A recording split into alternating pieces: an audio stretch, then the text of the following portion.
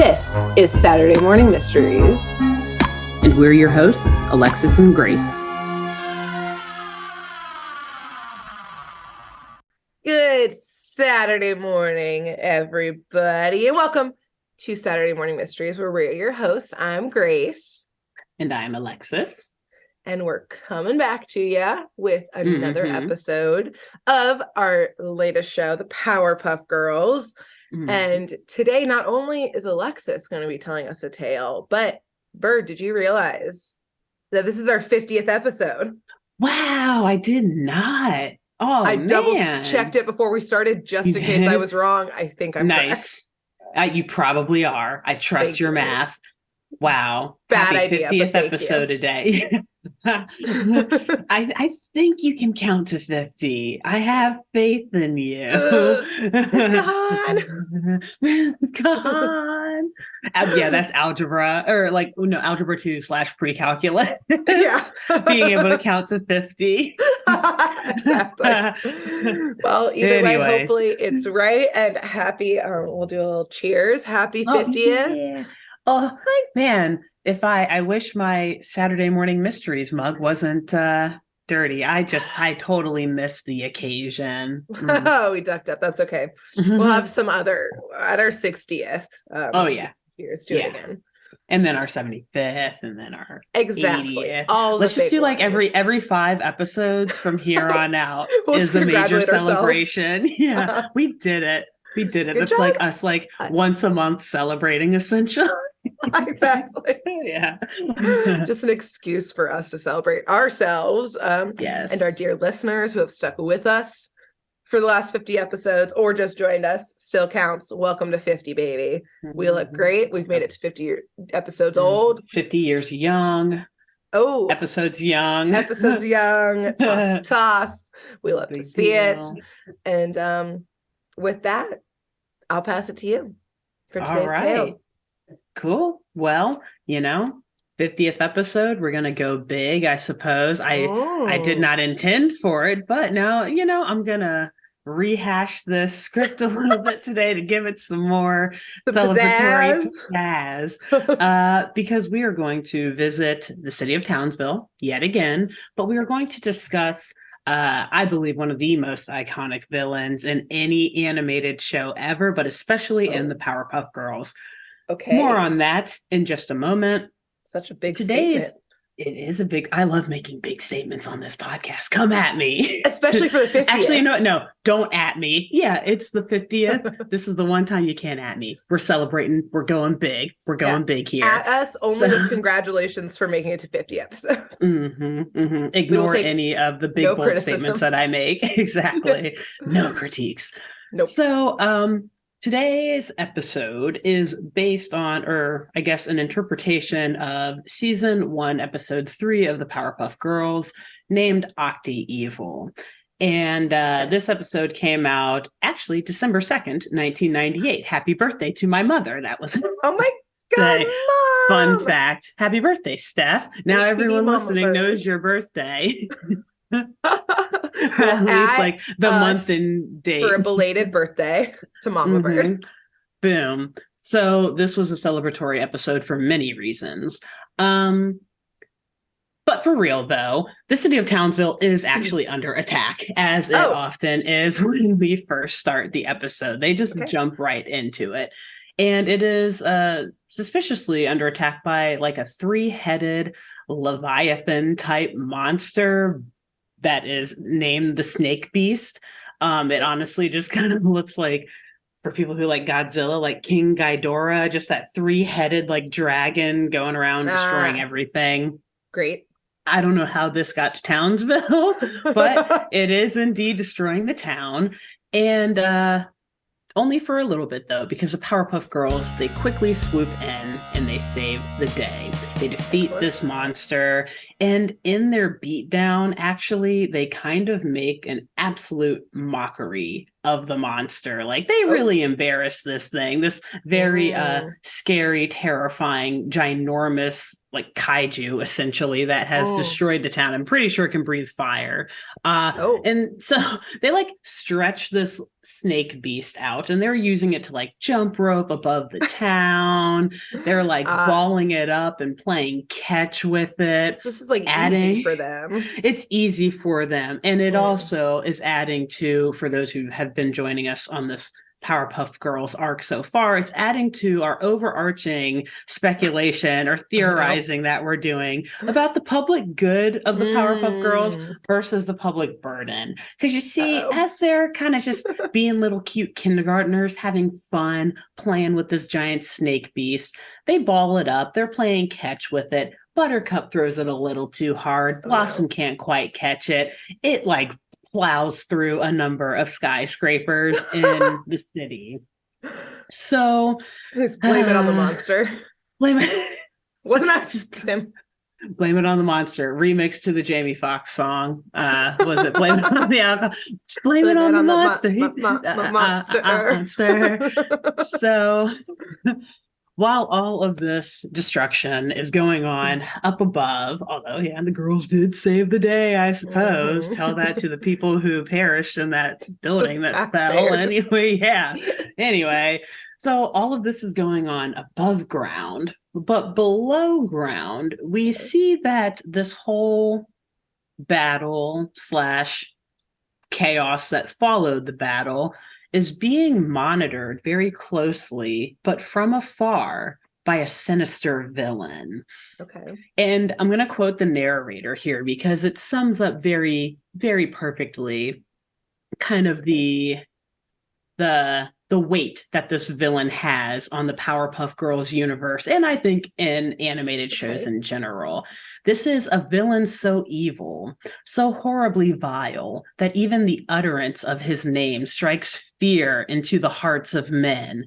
The only safe way to refer to this king of darkness is simply him. You have to remember him. From the Powerpuff Girls. That's it. It's him. Some people speculate that him's name is like an acronym for his infernal majesty. Whoa. Others say that him is just him because, as the narrator described, he is too evil and too vile to say. It's almost like Voldemort, like he who shall not be named. So him is just what he goes by. Okay. And him is him. He's an icon. He's an absolute icon. So him is. Why can I remember him?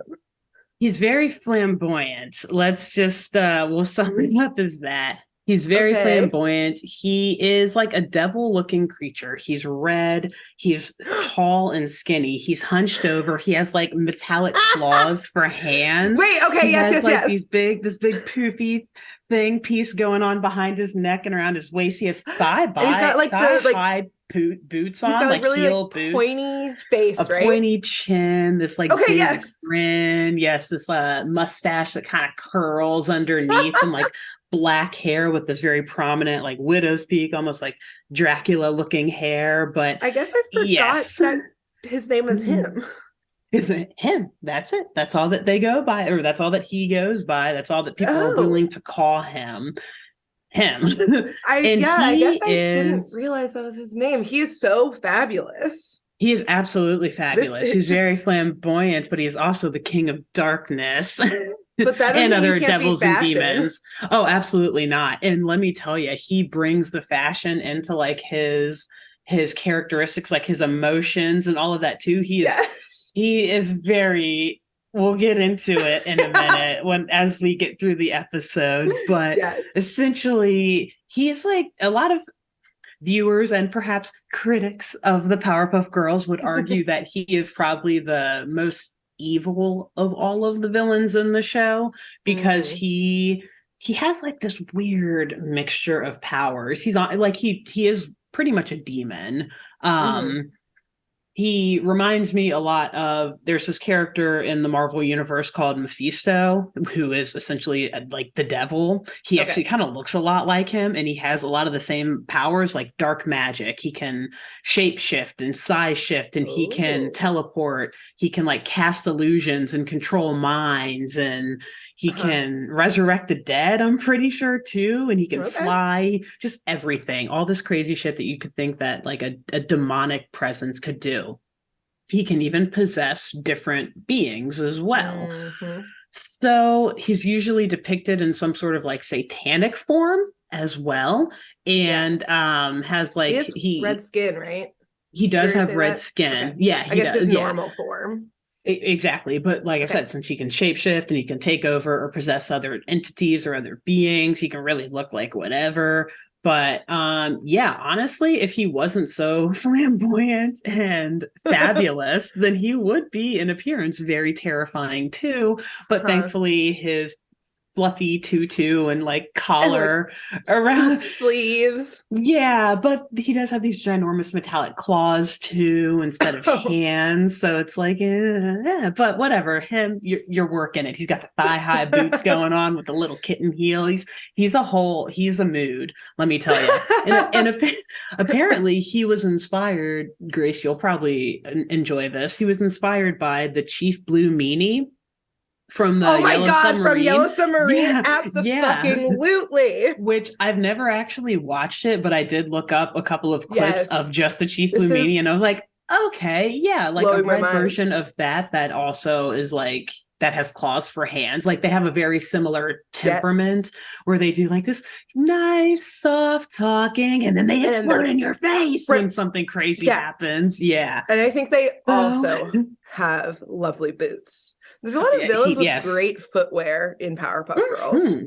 I agree. The animators, I gotta know, Townsville. DSW? They must have all. I hope so, because I love DSW. I mean, hey, next time I go, I'll look for white boots like Mojo Jojo's. Actually, I'm pretty sure you can find them there now that it is. Essentially, those are go-go boots, aren't they? Mojo Jojo and Go-Go. Yeah, I mean, and like Him's boots are also pretty much. Just not white go-go boots. Yeah, they're just thigh-high heels. Essentially, actually, now that I think about it, I think him and Sedusa are wearing the same shoes. I was about to say, like, they definitely all shop at the same villain footwear store. Oh my god, that would be the funniest episode. Seeing them like all there and the Powerpuff Girls like busted. I know, busted. Honestly, just because she's shopping. Also a fashion icon, I could also see Miss Bellum shopping for shoes there, but just because it's fashionable, not because she's evil. Exactly. Yeah. She probably also does some intel while she's there too, though. True. But anyway, so yes, him is the big villain that we are going to be talking about today. He's one of my absolute favorites, probably right up there with Mojo Jojo and Sedusa. I think those are my three favorite probably villains in Powerpuff Girls altogether. He appears in a lot of episodes. I don't have like a count, but he's in a lot, like dozens over the course of the entire series. So very excited to talk about him today. I feel very bad that I did not immediately remember him because I didn't know his name was him. I forgot his name was him. How do I remember that name? How I know we've called him without actually saying it as his name like 30 times already. It's easy to get lost in this, but as soon as you see him, you know instantly like, oh my god, yes, it's him. It's him. And it's also just very funny that he's named him because he's depicted as a very just like androgynous character anyway. So it's just a great character all I would around. describe him as like, because you said this episode in the early 2000s? Yeah, 1998. This is in season 1. So it's like the third episode of even better. Yeah. Because he's like straight from the 90s heroin chic runway. Like androgynous. Really thin.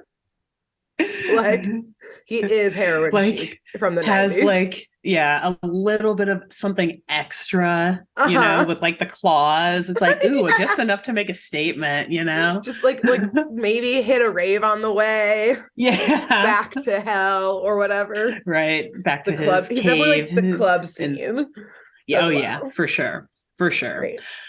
So, as I said, him, this vile, horrible villain, he is closely monitoring all of these events that are happening in the city of Townsville above from afar. And it's interesting. We don't really know where he is, but since he's a demon, I'm going to assume he's like in the underworld or whatever. Mhm. But he essentially is in like this reddish pink room. Like, it doesn't look like a cave or anything. Just a room with this nice lavish sofa in it and a classic, like 80s looking television, or like early 90s television, where he's just sitting on this sofa, lounging on the sofa as if he was Rose waiting to be painted. Like one of Jack's French girls, like I mean, lounging very. probably was. Him is the master. Him is probably the biggest student, I should say, of hedonism that has ever Yes. existed in a children's cartoon, if that helps folks to like characterize this guy Amazing. some more. So he's just lounging, sitting, watching this television where all of these events above are playing out. And he's kind of narrating along as he's watching it, like, oh, snake beast, you didn't destroy them at all, did Ooh. you? Implying that he sent the snake beast Yeah. actually to destroy the town and perhaps also the Powerpuff Girls. Okay. And as he says this, he's like posing on the couch, like on the sofa, like popping up one leg. So like his heels are up in the air, exactly, with like one knee popped, and like, oh, you didn't beat them at all. He's so dramatic. Definitely went straight from New York Fashion Week to the New York club kid Underground. scene. Yeah, he's Yes. getting ready to Vogue. But in the middle of all of his poses and kind of calmly looking at what the snake beast is doing, he begins to yell, and his eyes turn to a flashing neon green, where he's then saying, how could you let the Powerpuff Girls humiliate me? And then he calms back down and says, so completely, this dude is unhinged. He's all over the place. So he continues watching, and we go back and we see the Powerpuff Girls on the surface. They're still playing catch with this snake, destroying all these buildings in the town. Because again, Buttercup is throwing just a little bit too hard for Blossom to catch. And Buttercup and Blossom, looking around and seeing all the damage that they've caused, they actually start to argue about who's to blame. Buttercup is like, well, you need to catch better, Blossom. And Blossom's like, well, you need to not throw so hard. And meanwhile, I'm like, y'all need to just like throw this snake beast in a volcano and get on with your day. And not be throwing catch in the middle of glass skyscrapers, maybe? Yeah, I'm not sure. Anyway, Bubbles is apparently in our camp here because she interrupts the two and tells them to stop it, saying that she hates when they fight. And she kind of like starts tearing up while she's saying this. And this gets Him's interest, who is still secretly watching from below. His like eyes perk up and his eyebrows perk up, and he takes great notice of Bubbles' reaction to, her other sisters fighting. And so he quickly devises a plan to get the girls fighting more often, seeing this as a way to get the Powerpuff Girls to officially break up. And then, thus he'll have no one stopping all of the havoc that he wants to wreak or to wreak on the main world, I guess. So Bubbles, he says, he's looking at the TV and he's like, Bubbles, don't cry. I'm here for you. And then he starts evilly laughing and kind of like, rubbing his claws together, knowing exactly that she is his target for this grand scheme. Okay. So We go back to the professor's house, and it's nighttime. The Powerpuff Girls have somehow disposed of the snake beast at this point. But unfortunately, Blossom and Buttercup are still fighting. And Professor Utonium, as we've mentioned in the past, he doesn't really ask for debriefs on these missions. He's like, I don't want to know what these girls have been up to. But he is at least trying to stop them from fighting. So he's like, girls, please stop fighting. As, Buttercup is saying, Blossom, you're a bad leader. You're always like on my case. And Blossom is saying, oh, well, you're like reckless and you're going to endanger the town, blah, blah, blah. Meanwhile, the camera kind of pans down and we see Bubbles. She's just sitting all alone in their bedroom, obviously not wanting to engage in any of the fighting. And it's really sad, just like you're all hinted, like all the lights in the bedroom are off and she's just sitting in the middle, like on her little, or not, I guess, whatever her little blue strip is, just sitting there. The door's kind of like cracked open and she's just crying. Like, why is everyone fighting? I just wish we could all get along. And she's just sad in her room all alone with no one else other than her favorite stuffed animal, Octi the octopus, who I think you mentioned in a recent episode.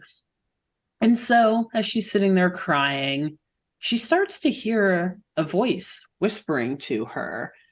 And she knows she's alone, though, besides Octi. So as the whispers continue, she turns around and she's like, Octi, is that you?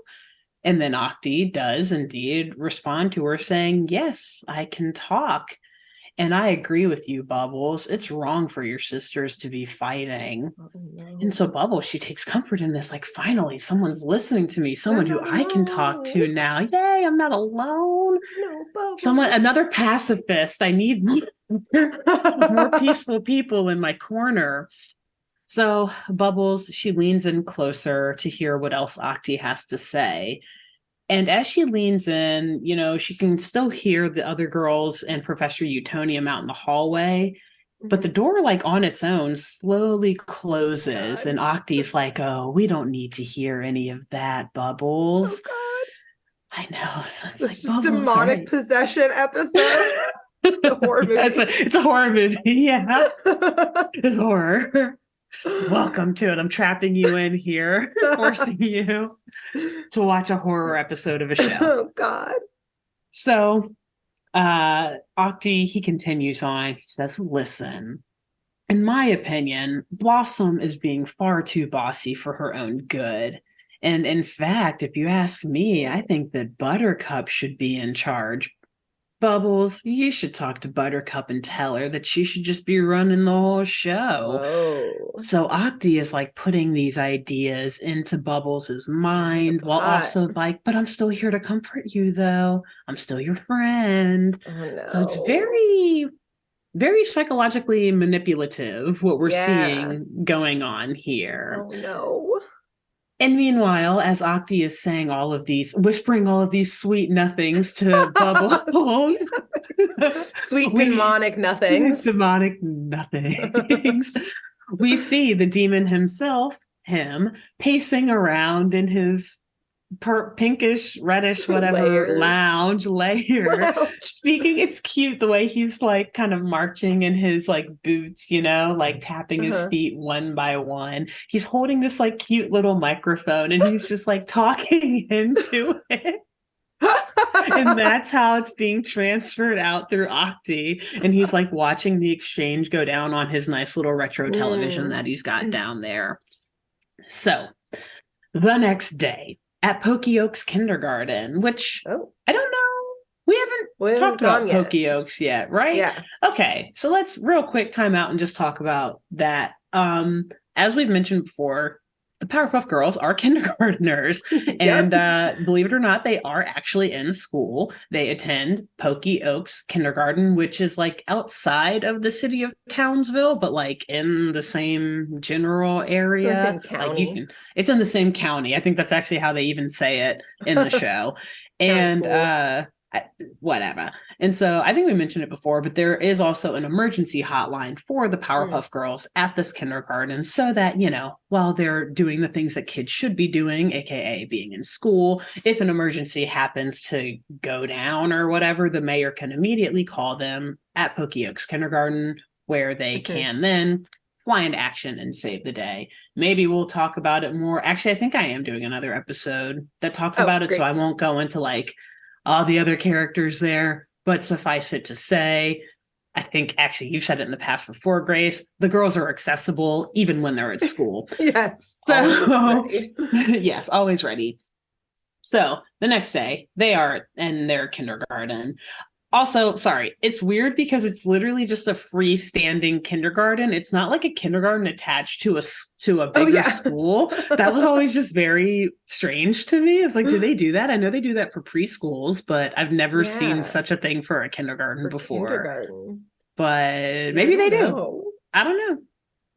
Whatever. We don't know kids. We don't know about kids on this. We're literally talking about demonic possession. That's what we know about. We don't know about kids. And the thing that really gets us is like, why is there a freestanding kindergarten? We're like, a fabulous devil is possessing an octopus stuffed animal to stir the pot and tear superheroes apart. But why is this a freestanding kindergarten? Where's the rest of the elementary school? That just doesn't add up. Anyway. I have questions. So anyway, at this mysterious freestanding kindergarten, the emergency hotline actually begins to ring. And of course, it is none other than the mayor of Townsville on the other line, telling the girls that yet another giant monster is attacking.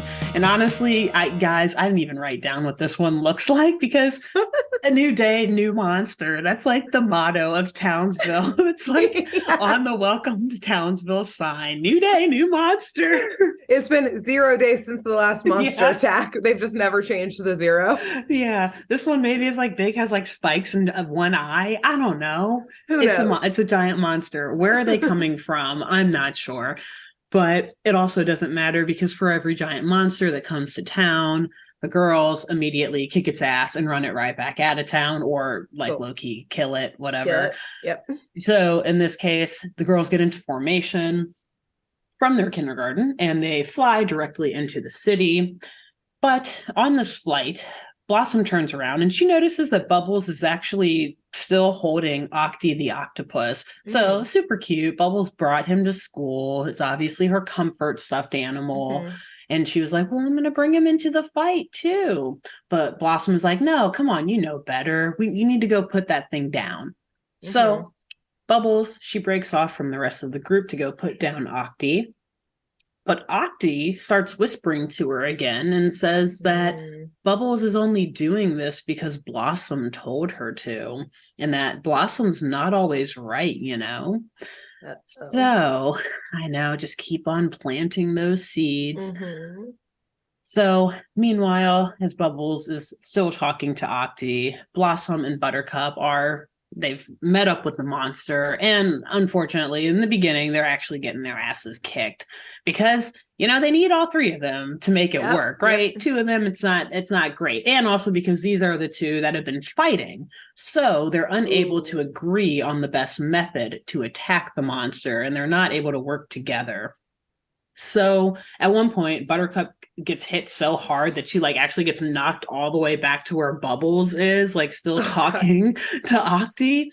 And at this point, Bubbles tells Buttercup that Octi says that Buttercup should fight the monster however she wants, not the way that Blossom wants.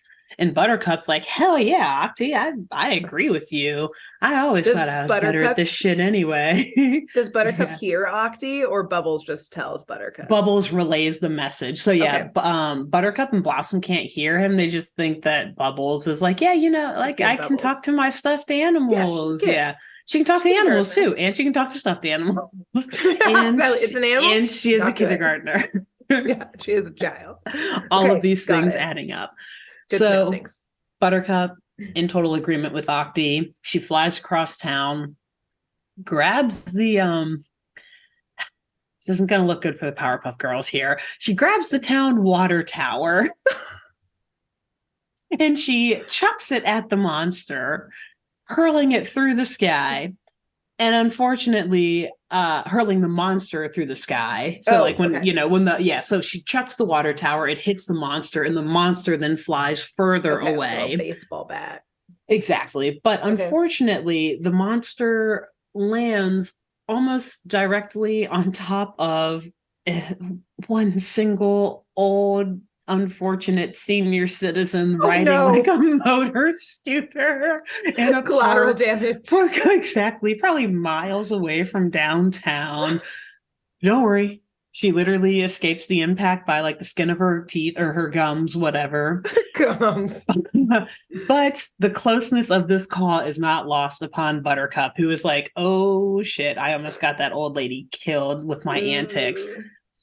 But I would just like to note that none of them are addressing the fact that Buttercup probably just deprived the whole town of its water supply. Yeah, I was wondering, I was like, did the spikes hit it and like explode it? I guess it just ripped it up. So the way she ripped it up, like cracked the whole thing in half. Oh, it's like it was already there's no saving it. It was broken before she used it as a projectile to hit the monster. But then I'm sure that when it hit the monster, it was even more ruined because this monster is massive. So kindergartners don't know where water actually comes from. They just turn on the faucet and it's there. They just think it's always available and clean and safe. Yeah. Who's gonna explain it to them? I guess true. The city council at the next meeting as they try to raise funds at the next hearing for the water hearing. The Congress, the next oversight committee. Yeah, exactly. Congress is coming in like this is a federal offense, probably somewhere in here. Definitely. Great. So so it's cool though. The day is saved, although the city will not have clean drinking water for who knows. They need to talk to Flint to get some ideas on how to survive through this. Bad joke. Anyway, so grim joke. Laughing through the pain. Anyway, yes. So that night, Buttercup and Blossom, they keep arguing. They're still arguing over Buttercup's recklessness and who generally the better leader would be. Kind of, it's a replay of the same argument of last night. Blossom's like, you're recklessly endangering the town. You could have gotten people killed. And Buttercup's like, well, yeah, but you never listen to my ideas. You're a bad leader. Same old, same old. Okay. So at the same time, Bubbles, I believe, is still alone, but also talking to Octi, like, Octi, I'm so confused. I'm doing what you're telling me, but now things are worse than ever. What's going on? And Octi, he kind of responds to her like, well, I guess I kind of foresaw that Buttercup and Blossom wouldn't be able to last on the same team for too long anyway. Oh. So, yeah. We then see him back in like his underworld lair or whatever, monitoring these events as they unfold. And he enters this like honestly pretty creepy, like demonic trance like freak out state. Oh. As Octi is like telling these things to Bubbles, and as Bubbles is getting sadder and sadder, and Buttercup and Blossom are arguing more and more, his like trance intensifies. He's feeding off of it. He's like in a frenzy, like spinning in circles and stuff. Oh, God. Until he eventually just kind of like poofs away. And Bubbles, back up on the main world, she tries to talk to Octi again, but he's quiet. And she's like, Octi, are you there? And he does talk again after she calls for him a few times. And this time he shows his true colors. And he's like, stupid little girl. Oh no, this is the turn. The turning. Yeah. And as he's saying this, he starts increasing in size. And getting bigger. Octi does, yeah. Just getting bigger and bigger and starts to take over the whole room. And the room changes to this like weird red tone. And Octi's voice is growing louder and louder and turning more into like a growl. but also like a growl that also sounds more like him and less like just a whisper.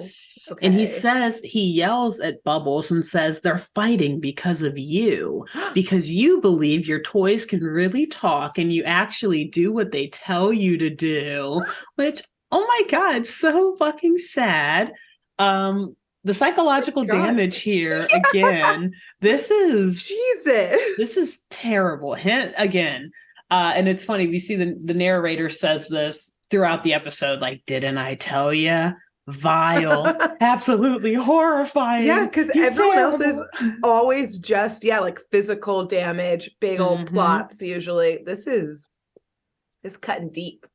Him gets into your head. He likes to get into your head and like possess things and possess your thoughts, manipulate. Exactly. Yeah, all that. It's pretty terrifying. And so though, at this point, now that Octi is like speaking louder and is growing and starting to show his true colors, Bubble is piecing together what actually is going on. And she's like, you're not Octi, you're him. I recognize that voice.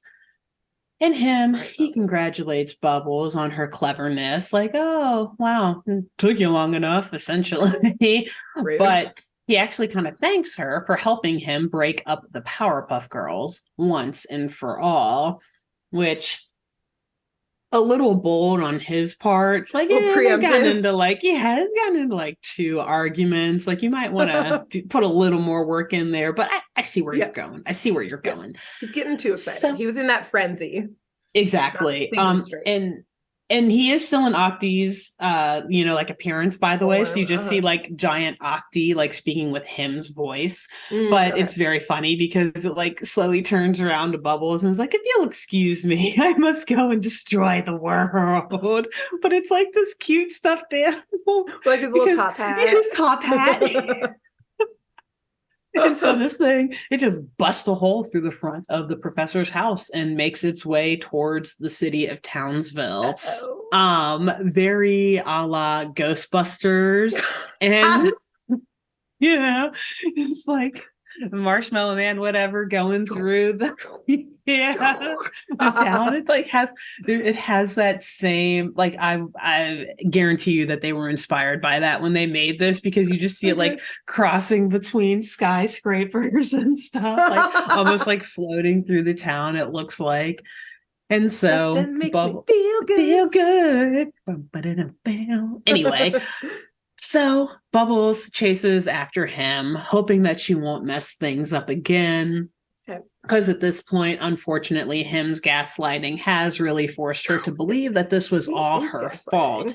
He's terrible. He's using the worst of the worst to get to these girls. Notice that there's a hole in the professor's house and Bubbles is gone.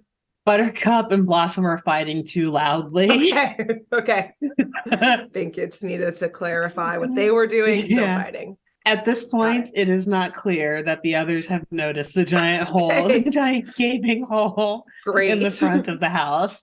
Cool. So Bubbles, she's flown into town and she confronts Octi / him, saying like, you used me. That's not fair. How dare you? It's so sad. Like, oh, Bubbles is getting her first taste, her first dose of reality.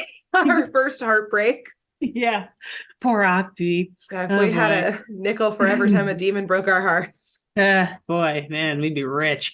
So he grabs Bubbles and lets out this loud, piercing scream. Bubbles lets out a loud, piercing scream as him like swipes her, grabs her, and it like just emanates throughout Townsville. You can see like the echo of the scream. And this is what alerts Blossom and Buttercup. Shit, our sister's gone. So that they like triggers them. Exactly. Where'd this come from? Professor, you're gonna need to fix this. Call the contractor. Sorry, they probably have them on speed dial. Let's be real. Yeah. So Blossom and Buttercup, they spring into action. They fly into the town to save their sister.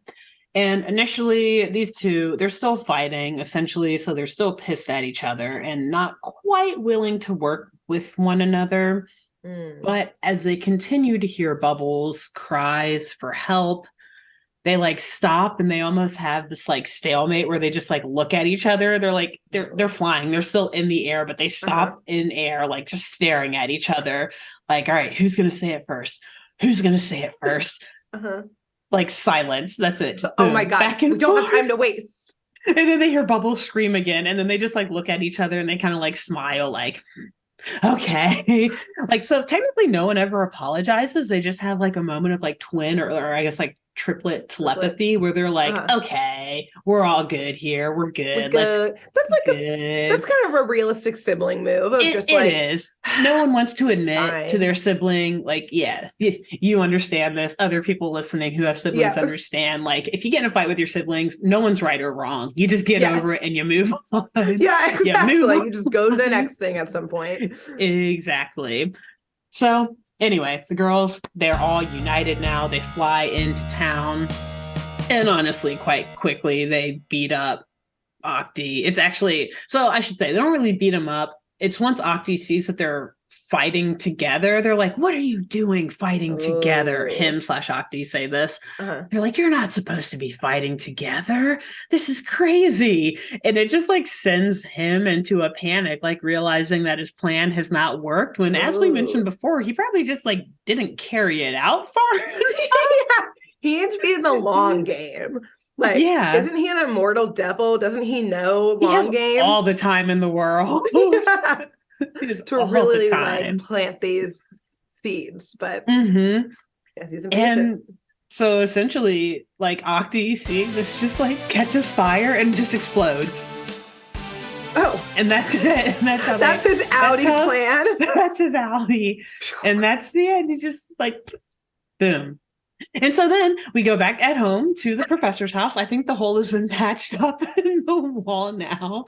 And the girls all apologize to each other. And they remember that any personal differences that they have should never stop them from saving the day and stuff. And the end. That's it. Does Bubbles still have the stuffed animal Octi?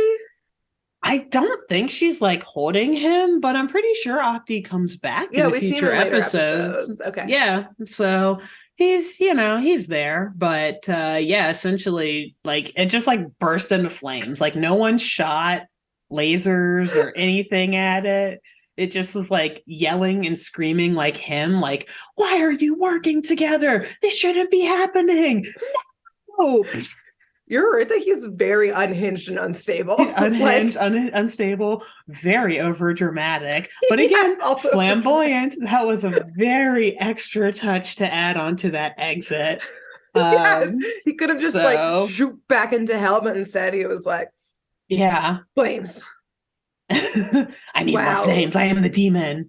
He's like, I don't like flames in my lair, but I will catch your city on fire in a heartbeat. Okay. That collateral damage. Exactly. So as you're going through this episode, I was like, oh man, I also loved my stuffed animals that much.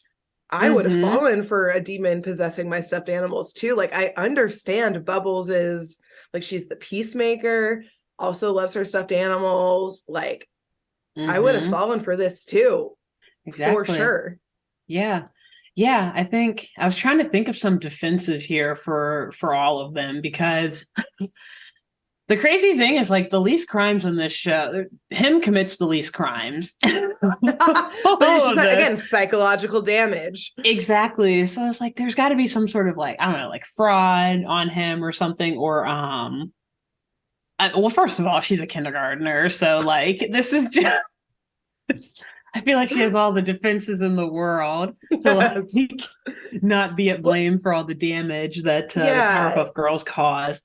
Obviously, other than them playing like catch with the snake beasts and stuff like that. That's just straight up. Right, exactly. Yeah. Right. That was unfortunately gross negligence on Blossom and Buttercup, but whatever. That's another story. I will say, I mean, not that I've seen a lot of horror movies, but like, I don't know, isn't like possession a sin in the Catholic Church that every single horror movie deals with when it comes to possession? Like, so I don't think it's a sin. It's not like a sin to be possessed, but I think that the assumption is you've probably sinned to have a soul that a demon would want to possess. The demon is like, that would be his crime. in like the Pope is like freaking out when he hears we have this. A crime of Catholicism going on right now. Exactly. A crime against the Catholic Church. Like every exorcist is like packing his bags in his big trench coat right now to get over to Townsville. But by the time he gets there, it's all taken care of. It's all gone. They all pack up and go right back. Yep. Exactly. So maybe that's the crime, is all within the Catholic Church. Yeah.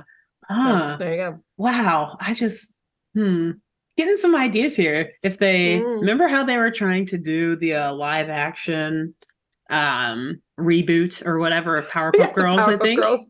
Yeah. But first of all, they claim it's still in I don't know. It probably isn't now for a number of reasons, but that would be interesting if they did like a straight possession episode where him was the villain at the end. Yeah. It'd be like super terrifying, but that would be a cool, like, throw that in. But also I'm picturing like if this was just like a film, and at the end, like when you like finally see the demon, it's him like in that full outfit. And exactly. Like, that's not scary anymore. It's not some like big terrifying monster. You're just like, where'd you get your boots? Those are cute. But then the person who's possessed also acts like him. Like you gotta make it like more dramatic for like TV. Exactly. So like they look all like possessed and demonic, but they're like posing at every turn. It's actually him when he possesses like people in this rewrite that we're doing. He actually just makes them more fabulous, and it's like TLC's What Not to Wear, but like demon version. And he like gives makeovers. Goes shopping for them. So when he leaves their bodies from The Exorcist, they're suddenly fabulous.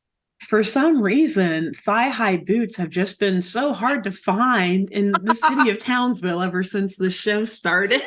Just you hear the clacking of everyone's heels. Everywhere. It's his first step to world domination. Exactly. Like, if I can get everyone able to run in these thigh highs, then man, there's nothing we can't do. Yeah, truly. I'd watch it. I'm sold. Awesome. HBO / Warner Discovery, whomever. Hit us up. Obviously, you guys obviously need help getting this live action off the ground. So. You're welcome in advance. Exactly. Wow, great job. Anyway, good work. Thank you. Really love this one. But I'm sure next week you will be back with an equally as enjoyable one. Yes, hopefully. So until then, who should the wonderful listeners and viewers tell about this podcast? I think you should hit up your local fave shoe store and tell whoever's helping, like size your foot and those little metal things to find out your shoe size. Let them know while they're like, going in the back. So I always have to be going in and out to get the right shoe size. Oh, yeah. Be like, just turn this on in the back room where y'all are sorting through the shoes. Listen to Saturday Morning Mysteries. Good. And nice. then who else? I think while you're there, because you know how like you try on the shoe after you you get your pair and all that, and you have to like do a little stroll up and down the aisle to make sure it works. There's always one person who's always like in the aisle too, and it's like, man, it's in the way. Oh yeah, it's like, excuse me, just trying to see if this is comfortable. Excuse me, ma'am or sir, whomever. But instead of like awkwardly scooching around them, first of all, ask them for their opinion. How do you think this looks on my foot? Does this work for me? And by the way, you should check out this podcast called Saturday Morning Mysteries. Yes. You seem to like shoes, and they have some villains that they talk about that are shoe aficionados. Okay. So tell that random stranger as well. Perfect. Great. And until next week. Bye. Bye. Thanks for tuning in to Saturday Morning Mysteries. If you enjoyed this episode, please share, rate, review, leave us a like, and drop a comment. We post episodes every Saturday and bonus tune tangents whenever we feel like it. So please subscribe so you don't miss the shenanigans.